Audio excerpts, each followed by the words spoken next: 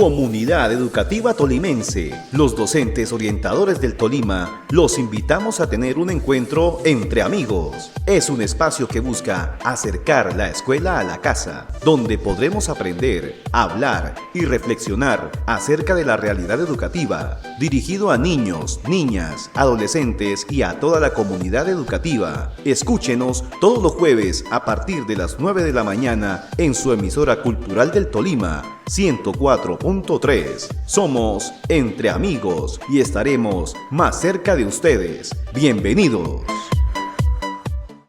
Hola, buenos días. Nos encontramos en una nueva emisión de nuestro programa Entre Amigos. El día de hoy me encuentro yo, Norma Sofía Aristizábal, soy la docente orientadora de la institución educativa San Luis Gonzaga del municipio de San Luis.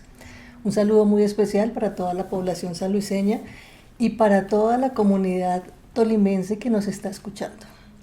El día de hoy tenemos una invitada muy especial, la psicóloga Paula Gómez, psicóloga de la Universidad Javeriana, terapeuta Gestalt, con experiencia en terapia individual, de grupos y también en el ámbito educativo. Buenos días, Paula, ¿cómo estás? Hola, Sofía, buenos días, ¿cómo estás?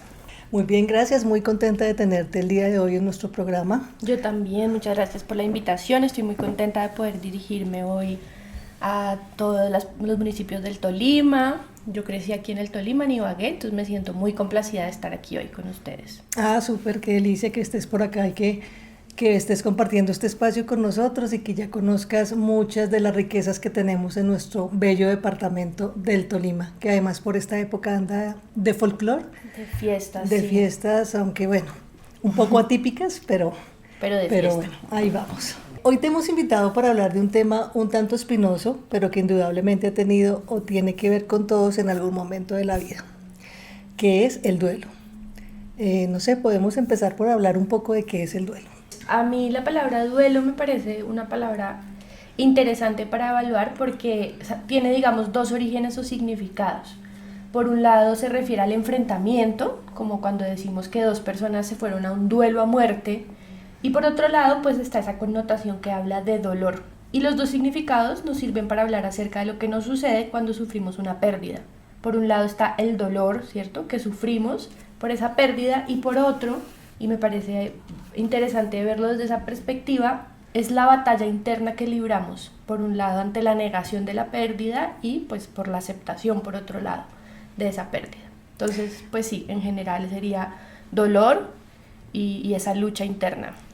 Y tocas una palabra que por sí ya trae una connotación que es un tanto triste, ¿no? Si hablamos de pérdida, inmediatamente como que me voy a pérdida, wow, algo que me puede resultar doloroso, que me genera angustia, tristeza.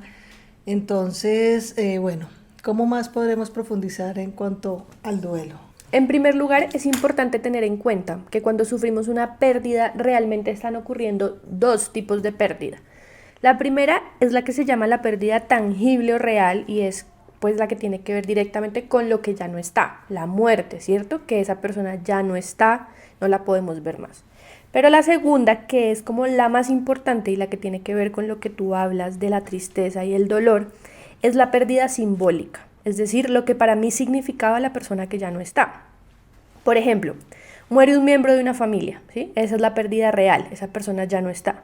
Pero la simbólica dependerá de la relación que cada miembro de la familia tenía con esa persona.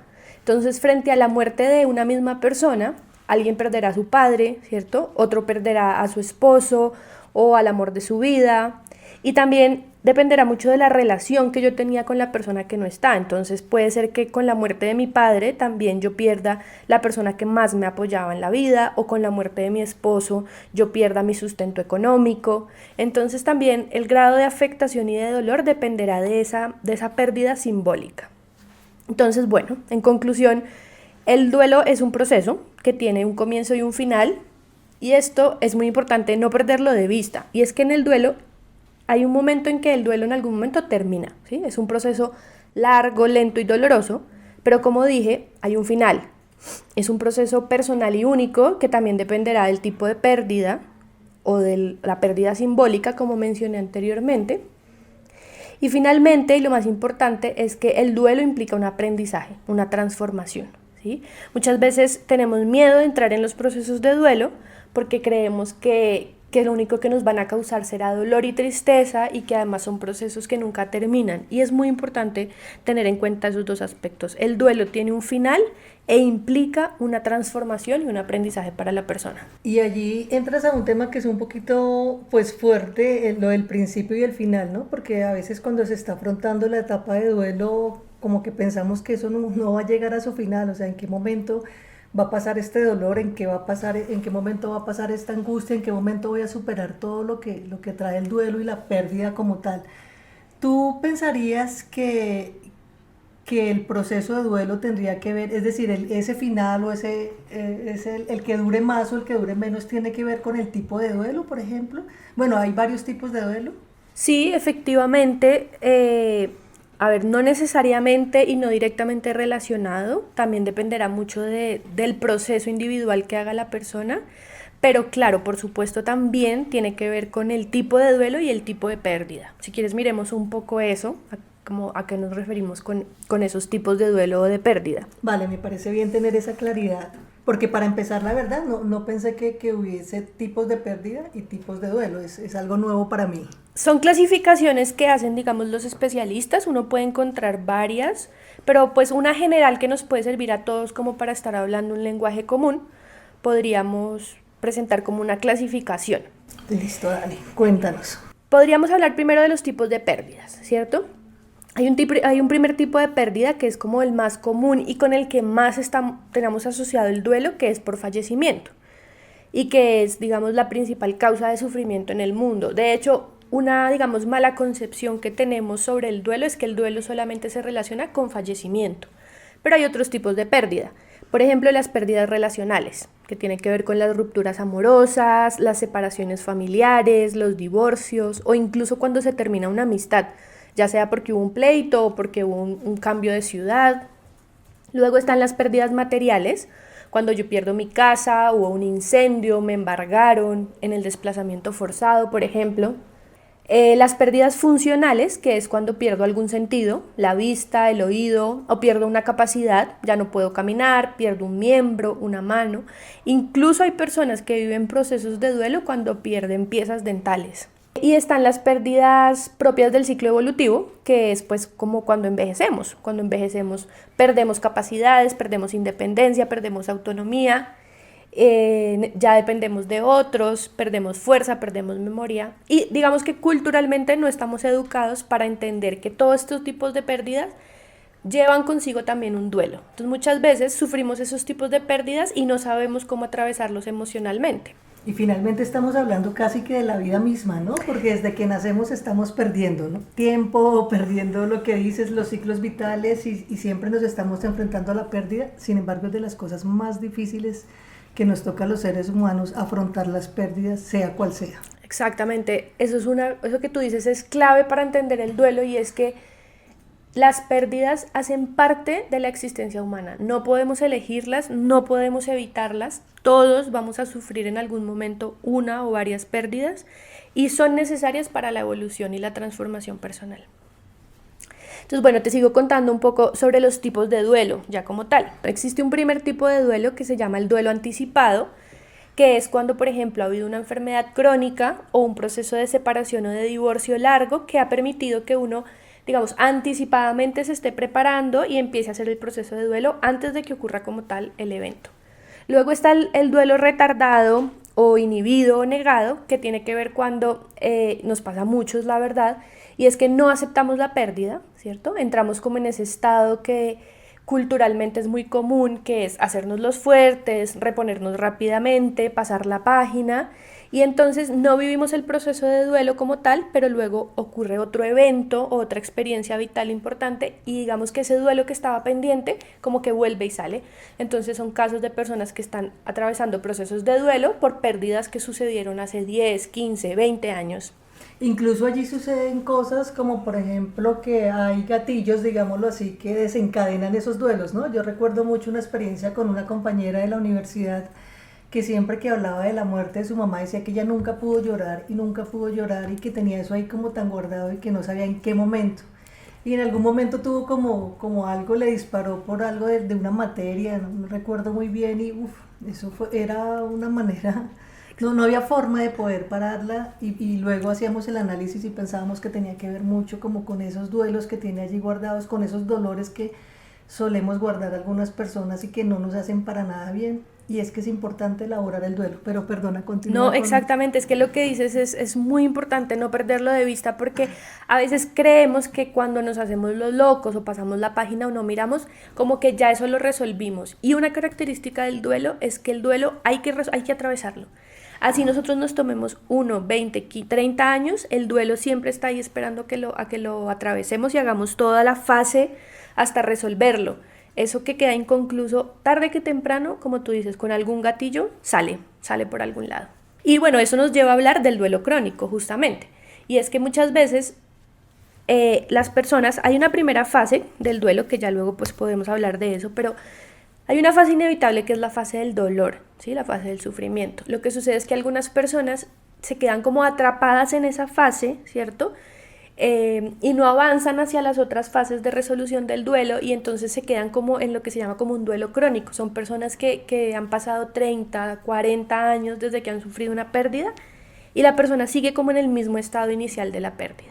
Luego está otra categoría importante que es el duelo complicado, que sucede principalmente en niños y en ancianos, aunque no es que siempre en niños y ancianos se vaya a dar este tipo de duelo, y tiene que ver con la incapacidad para expresar lo que nos está pasando. ¿Sí? Entonces es muy importante a los niños ayudarles a ponerle palabras a las emociones que están viviendo y también con los adultos mayores. A veces ellos creen que por ser los mayores o ser los pilares de la familia no pueden mostrarse vulnerables, entonces ahí es cuando el duelo se puede complicar un poco.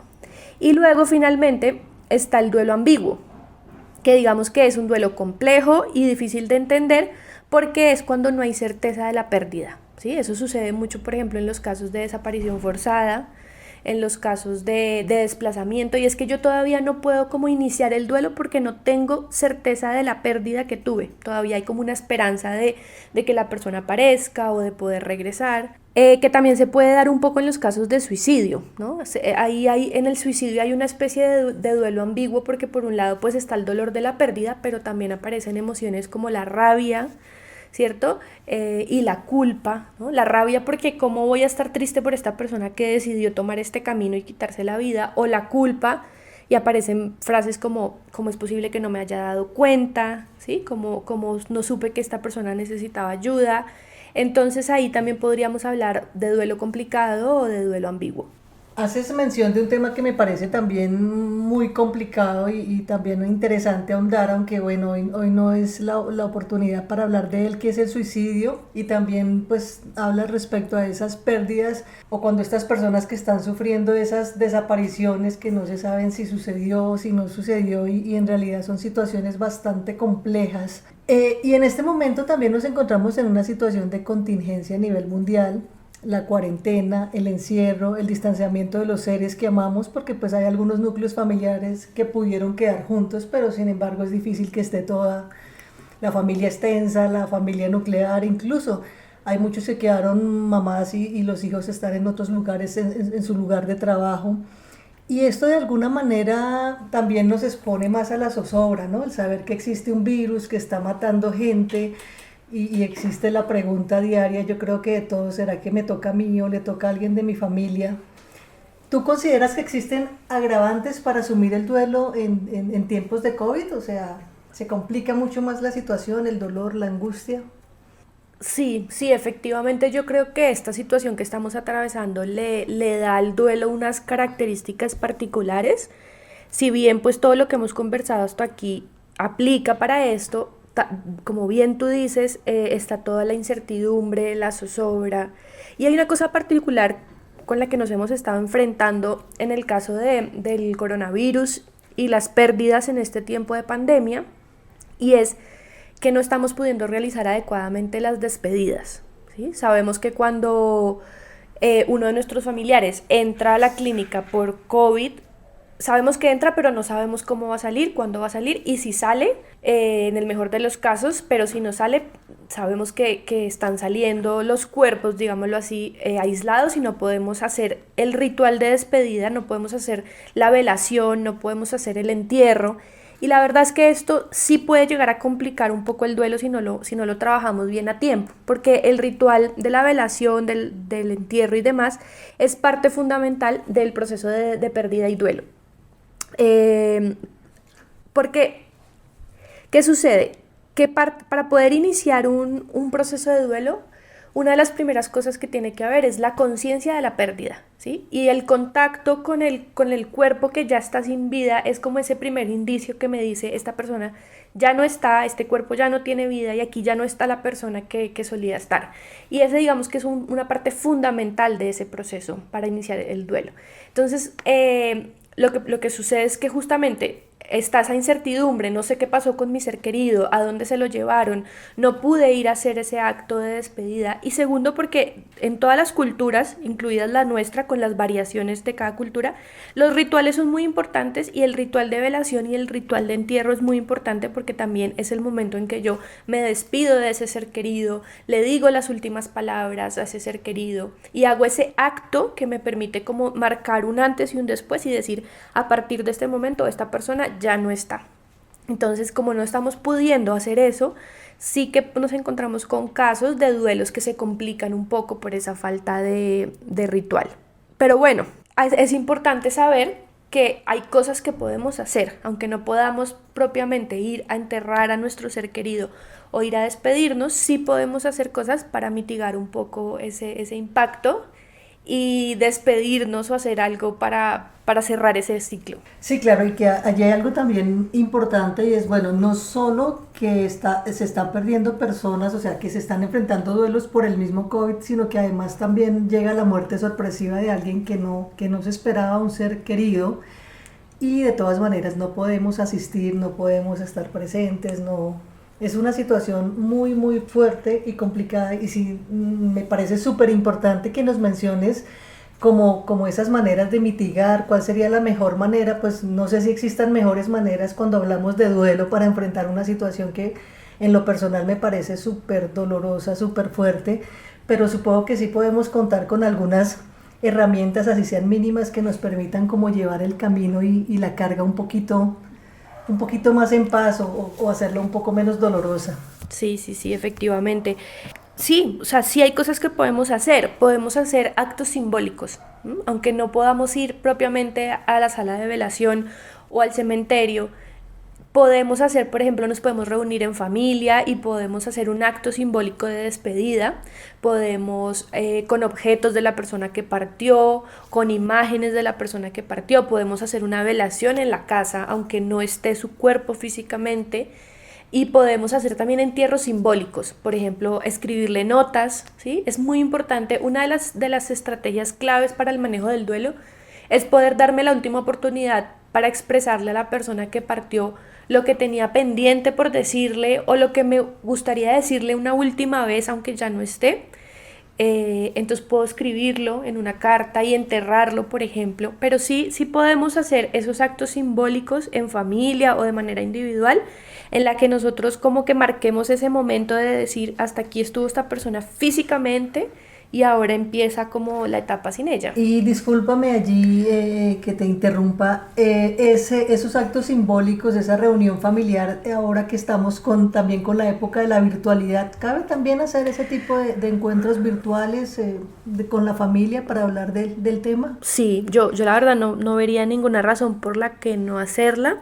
Es muy importante en los procesos de duelo poder hablar de lo que nos pasa y poder tener apoyo. Eso que tú mencionas es clave, Sofía, porque uno de los factores de riesgo para llevar un proceso de duelo que se complique es pretender hacerlo solo, ¿sí? Es clave uno poder reunirse con sus amigos, con sus familiares, no estar solo y poder hablar, así sea a través de una pantalla de Zoom, poder hablar de lo que nos está pasando.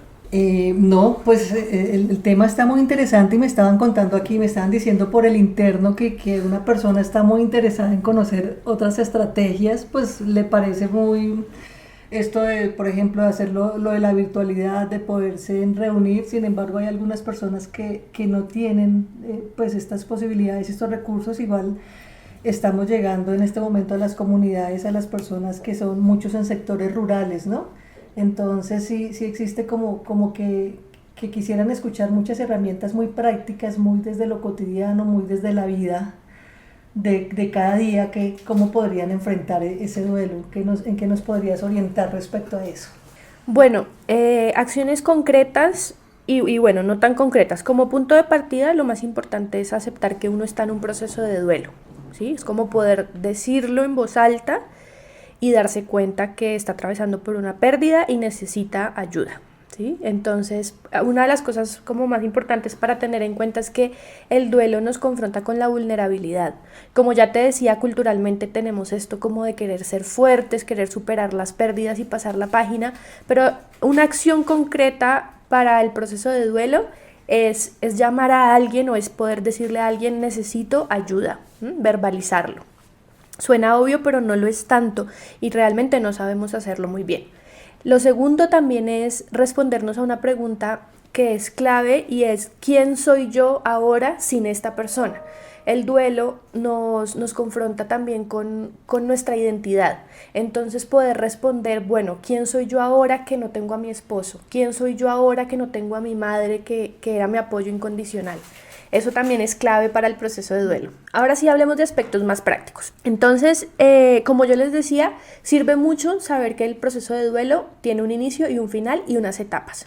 Entonces, a mí me parece muy importante poder conocer esas etapas por dos razones. Primero, para ser lo suficientemente pacientes con nosotros mismos y para saber que las emociones que estamos viviendo son normales y esperadas, y también para cuando algún miembro de la familia está atravesando un proceso de duelo, también poderle darle el tiempo que esa persona necesita. A veces queremos ayudar a nuestros seres queridos a que superen rápidamente la pérdida y no les duela, pero necesitamos darles el tiempo para que atraviesen esas etapas. La primera etapa del duelo es como la etapa del choque emocional. Es como cuando nos encontramos de frente con la realidad de la pérdida y es muy común que en esa etapa tengamos emociones de rabia, de dolor, de miedo, de tristeza, de vacío.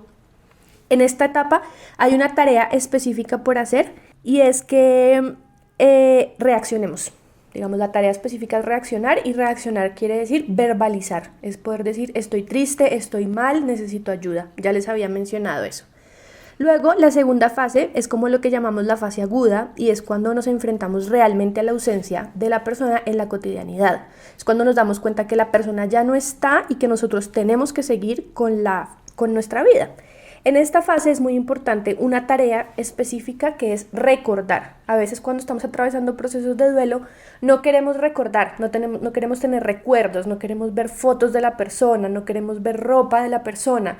A veces queremos salir de todo rápidamente y en esta etapa es muy importante darnos el permiso de recordar a la persona y de tener como esas oleadas de dolor que vienen y aceptarlas, ¿sí? Permitir que estén ahí. Y bueno, incluso en esta etapa algo que se puede hacer es celebrar las fechas importantes, ¿sí? Por ejemplo, el aniversario de la persona, su cumpleaños, aunque ya no esté. Eso es importante hacerlo y si lo podemos hacer en familia, mucho mejor. Y luego está la etapa final, que es la que llaman como volver a la vida. Es como volvernos a reconectar con la vida, volver a recuperar el interés por las cosas. Y aquí la tarea concreta sería entablar nuevas relaciones o nuevas actividades en las que podamos poner, digamos, el amor, el cariño que teníamos hacia la persona que ya no está, ponerlo en otras personas. Entonces, por ejemplo, hacer, no sé, actos de ayuda, participar de un voluntariado o encontrar un nuevo hobby y demás. ¿Listo? Y bueno, pues si ya hablamos como de cosas concretas que podríamos hacer, yo recomiendo mucho, por ejemplo, hacer listas. Entonces podemos hacer listas, por ejemplo, de 5 razones por las que vale la pena vivir para mí. O 5 planes que tenga a corto, mediano y largo plazo. O una lista de deseos de cosas que quiero cumplir antes de morir, ¿sí? Ese tipo de ejercicios nos ayudan mucho a llevar los procesos de duelo. Y a ver, ¿qué más te puedo decir? Bueno, como cosas que favorecen el duelo, pues ya lo había mencionado, pero me gustaría como resumirlo. Expresar las emociones, ponerle nombre a las emociones, pedir ayuda, mantener el contacto con nuestros seres queridos, no aislarnos. Es muy común que las personas se aíslen en el duelo, pero eso no ayuda. Tener otras actividades, tener hobbies, tener un trabajo y poder y poder hacer esos rituales que he mencionado sobre las fases, los cierres de los ciclos. Eso sería. Bueno, Paula, muchísimas gracias por todos tus aportes. Yo quisiera, para cerrar así, porque ya se nos acaba el tiempo, respecto de pronto a esos duelos que son en grupos, ¿cómo sería, digamos, los estudiantes que pierden a un docente o que pierden a un compañero? ¿Cuál sería la manera más adecuada? ¿Cómo podríamos trabajarlo con un grupo de estudiantes cuando tampoco podemos, pues, vernos con ellos? No hay un abrazo, nada de eso. Ahorita, por ejemplo, con la cuarentena, ¿te refieres? Sí. A mí me parece importante poder hacer encuentros, ¿sí? Que el grupo como tal se encuentre, así sea virtualmente, pues digamos guiados por un orientador escolar, en los que cada persona pueda hablar de lo que está pasando, de lo que significa para él esa pérdida, ¿cierto? Es importante que todos se den cuenta que no están viviendo el duelo solos, ¿sí? Que cada uno de sus compañeros está atravesando por una situación en relación a ese duelo. Y hacer lo que te decía, algún acto simbólico, ¿no? De pronto hacer una especie de altar, o hacer, no sé, dependiendo de las tradiciones, una oración o un acto de despedida a ese profesor, por ejemplo, si fue que partió. Y ahí me parece que eso puede favorecer mucho el duelo en el sentido de que hay grupo, ¿sí? Y cuando hay grupo hay apoyo.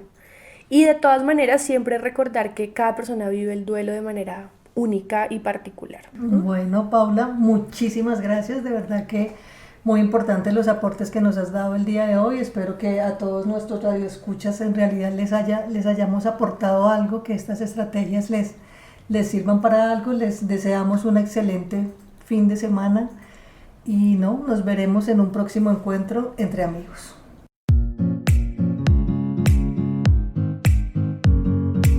Entre amigos, el programa favorito de las familias tolimenses. Aquí podrás escuchar temas de interés familiar, educativo y comunitario. Acompáñanos todos los jueves a las 9 de la mañana en la emisora cultural del Tolima 104.3 FM.